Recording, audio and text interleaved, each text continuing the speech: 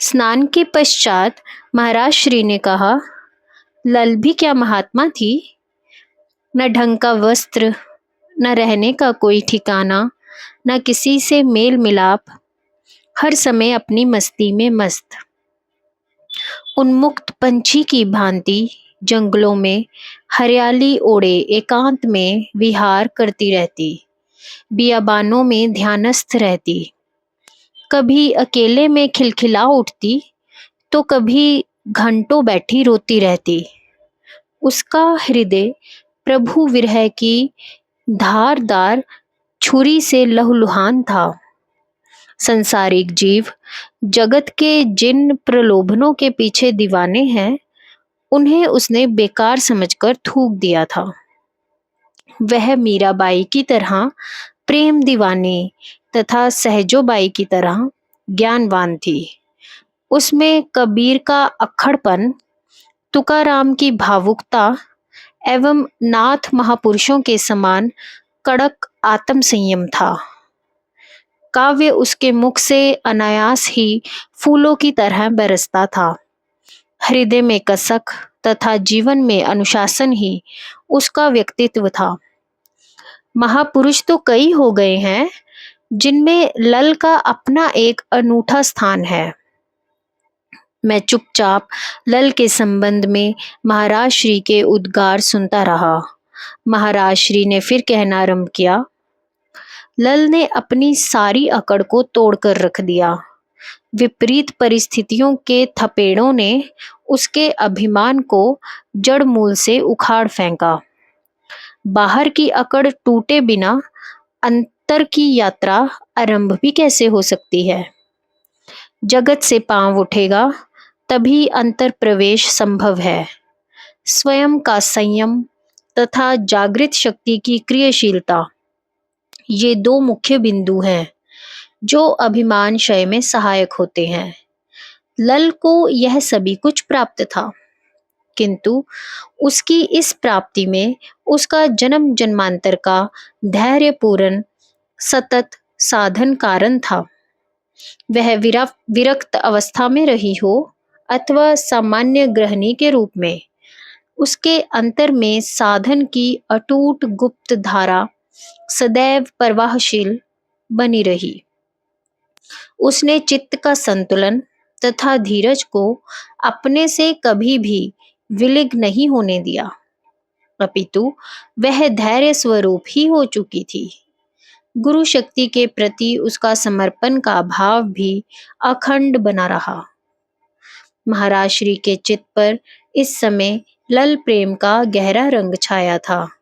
वे कहते जा रहे थे, मैं यह सब बातें किसी कल्पना या भावना के आधार पर नहीं कह रहा, ना ही यह मेरी बातें सुनी सुनाई हैं, ना भावात्रिक में आकर कुछ कह रहा हूं। इसमें मेरी प्रत्यक्ष निश्चित अंतर अनुभूतियों का दृढ़ आधार है।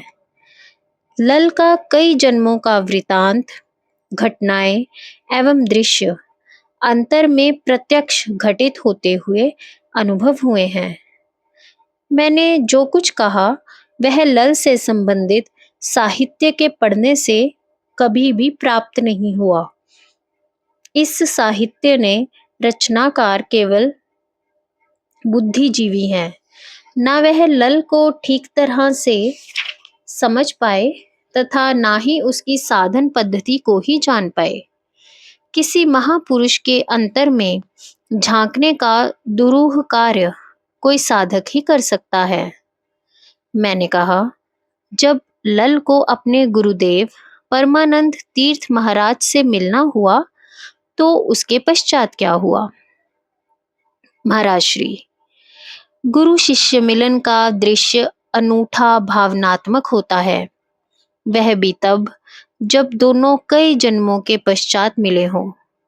तब दोनों ओर भावनाओं का उभार इतना तीव्र होता है कि शरीर के प्रत्येक अंग से प्रेम तथा सद्भाव छलकने लगता है। यह बात हमें लल तथा परमानंद तीर्थ महाराज के प्रेम स्नेह युक्त मिलन में स्पष्ट देखने को मिलती है। लल को लंबे अंतराल तथा दीर्घकालीन प्रतीक्षा के बाद गुरु चरणों के प्रत्यक्ष निकट संपर्क का लाभ प्राप्त हुआ था। वह इसका भरपूर लाभ उठाना चाहती थी। अतः उसने स्वामी परमानंद तीर्थ महाराज से कुछ दिन वहीं रहकर साधन करने की अनुमति मांग ली, जिसे उन्होंने अत्यंत कृपावंत होकर सहर्ष स्वीकार कर लिया। लल श्री चरणों के निकट सानिध्य में रहते हुए उसी स्थान पर साधन का आनंद उठाने लगी। उसने भी चट्टान की ओट में अपना आसन जमा लिया। दोनों की अवस्था एकदम जगद आतीत थी। हर समय ध्यान की अवस्था में ही लीन रहते। यदि कभी ध्यानावस्था से नीचे उतरते भी तो अध्यात्म चर्चा ही करते। प्रकृति की गोद में, किंतु प्रकृति से उदासीन दोनों का समय व्यतीत हो रहा था। एक दिन लल ने कहा, गुरुदेव, आप मेरे गुरुदेव हैं, इस बात को मैं जानती हूँ।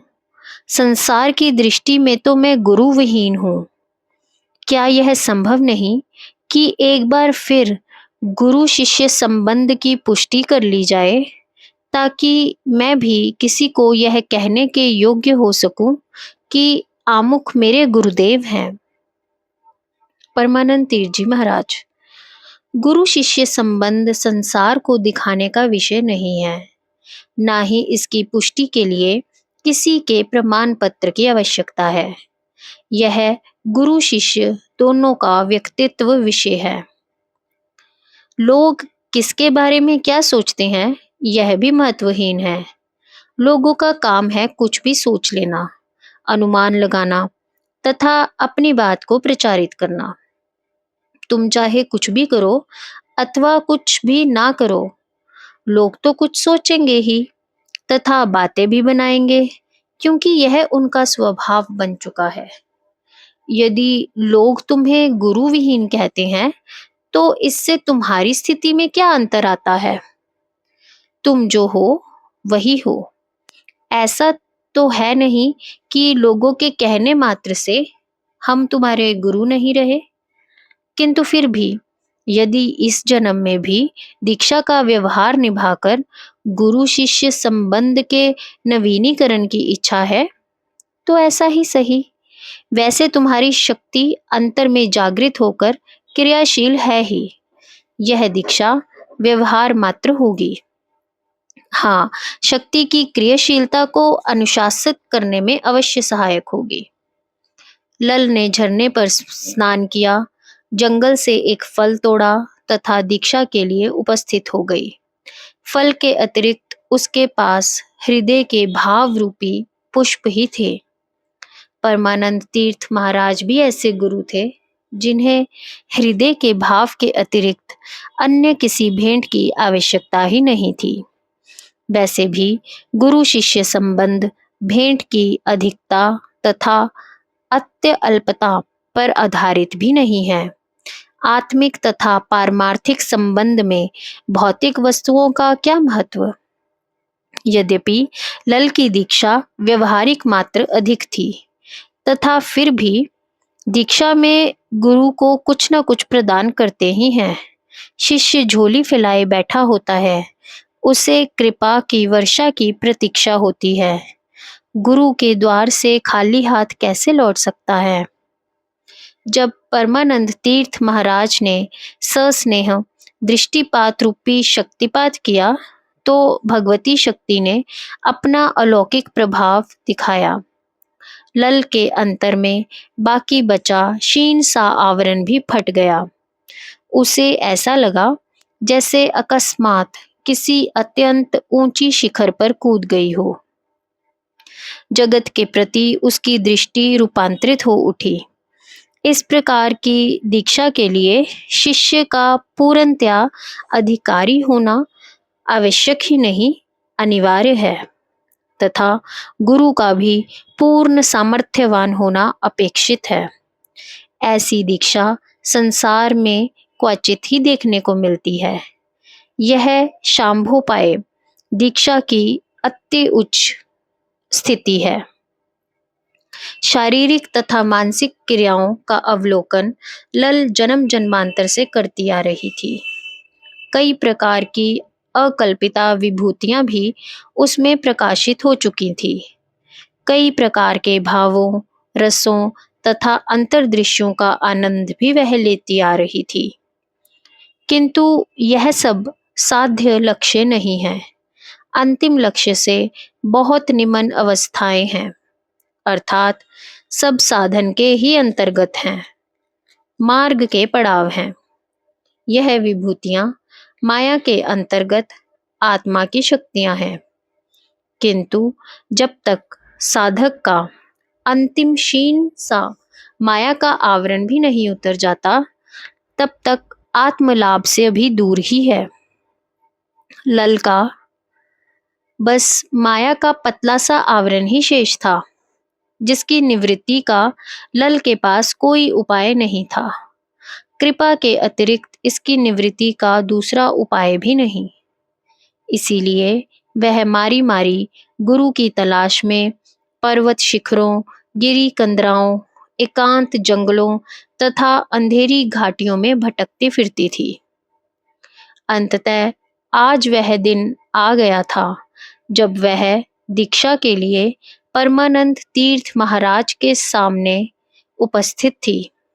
परमानंद तीर्थ जी महाराज ने भी उसे निराश नहीं किया तथा उसकी प्रार्थना पर तत्काल सकारात्मक निर्णय लिया। उस पर ऐसी कृपा की कि उसके अहंकार का कारण ही मिटा दिया। माया ही तो सब कलेशों की जननी है। गुरु शिष्य का संबंध विलीन होकर गुरु शिष्य दोनों एक समान हो गए। अब तक जगत चाहे नश्वर, मिथ्या तथा परिवर्तनशील नजर आ रहा था, किंतु फिर भी जगत का अस्तित्व लल को अपने से भिन्न दिखाई दे रहा था। पर अब उसे जगत अपनी ही शक्ति का विस्तार दिखाई देने लगा था। लल कृत्य हो चुकी थी। उसके सभी आवरण, पाश, अंतर के संशय एवं विकार, वासनाएं, कामनाएं तथा इन सभी व्याधियों के कारण माया निवृत्त हो चुकी थी। लल अब मल तथा निर्मल से भी अतीत थी।